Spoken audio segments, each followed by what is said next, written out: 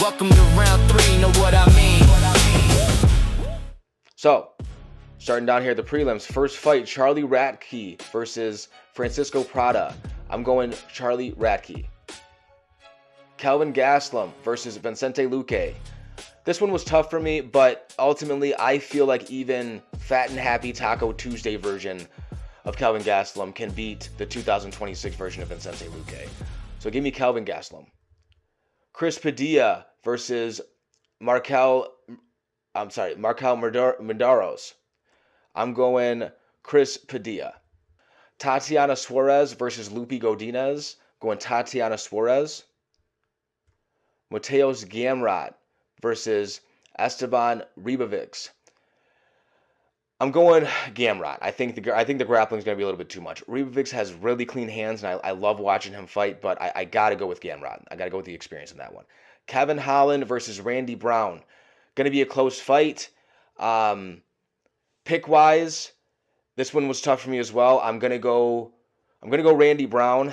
Kevin Holland, I want to say, is a slight underdog, which shocked me. I thought it would kind of be the other way around.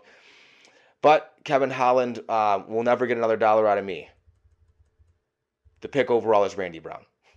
Patricio Pitbull versus Aaron Pico. With the Battle of Bellator, I am going with Aaron Pico. Cub Swanson versus Nate Landwehr. If you guys listen to my preview of this, you should know I'm not a Nate Landwehr guy. So you might not want to listen to this one on me, but I'm going Cub Swanson all day long, and this is Cub Swanson's last fight, by the way. Dominic Reyes versus Johnny Walker. This is another one that these are really tough fights to call, guys. I mean, this is gonna be a fun card. I don't like the way either of these guys are taking damage at all. I got to go with Dominic Reyes. He's the cleaner striker. He's more defensively sound to a point. I mean, it's hard to say it in this point in their career. Give me Dominic Reyes. Curtis Blades versus Josh Macho Man Randy Savage Hokett. I'm joking on that nickname, but this is going to be a fun one, man. They're throwing Hokett in there and seeing what he can do. Curtis Blades is going to be huge compared to this guy. But I think Hokett's going to be able to survive. Curtis Blades, his cardio's looked terrible lately. I mean, he's gassing halfway through the first round of fights now. I'm going Josh Hokett. All right, co-main event time. Asmat Mirzakhanov versus Paulo Costa. I think you guys know where I'm at with this one. We just talked about it. Give me Asmat Mirzakhanov. Yuri Prohashka versus Carlos Ulberg for the light heavyweight championship. Got to go with Carlos Ulberg. That's it, guys. Those are the quick picks. And now, to tack on to those quick picks, I'm going to give you round 3's 4 most confident picks this Saturday evening. Starting off on the early prelims, Kelvin Gastelum over Vicente Luque. Like I just mentioned, I think any version, even the lazy, unprepared, undertrained version of Kelvin Gastelum can beat up on Vicente Luque. I think if Vicente Luque gets punched a couple times clean, he's gonna turtle up and just try to go home. I hope this could be a double retirement fight. I doubt it, but I don't want to see Vicente Luque fighting anymore. I just don't. Next fight, Tatiana Suarez over Lupi Godinez. I feel just the threat of the ground game that Tatiana has is going to keep Lupi just on the back foot and preventing her from throwing the way that she usually does. So give me Tatiana Suarez to keep the fight in her world, or just be too much of a threat to keep the fight in her world. Next fight, Aaron Pico over Patricio Pitbull.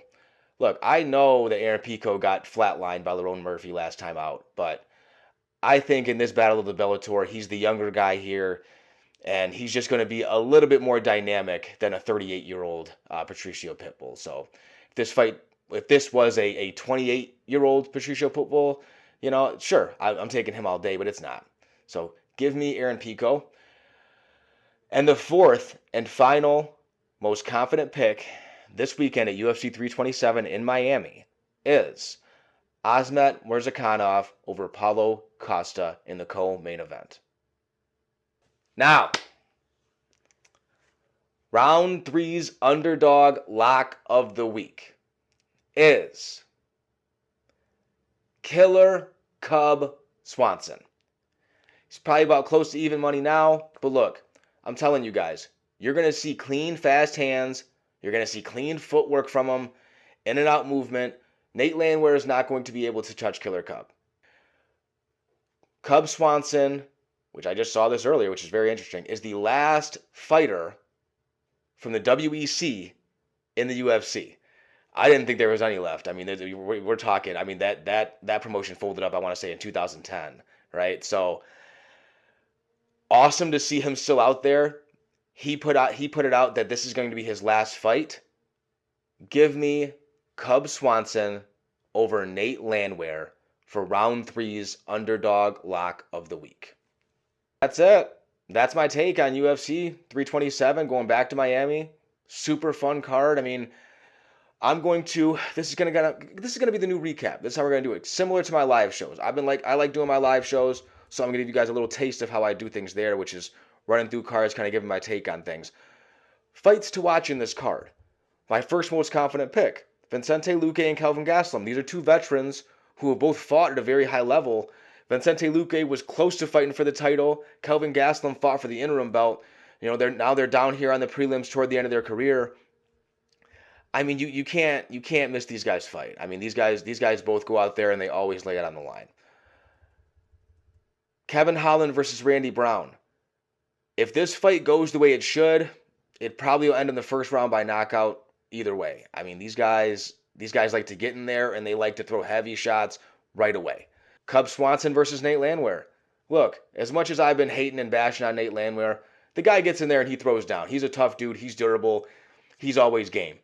So I feel like him and Killer Cub was an awesome matchup, especially for Cub Swanson's last fight. So just keep an eye out for that one. Do not miss that one. And then the fight right after it, Dominic Reyes versus Johnny Walker. If this fight goes the distance, I will be absolutely floored. So watch out for this fight to end probably within the first round, if not definitely within inside the first round and a half.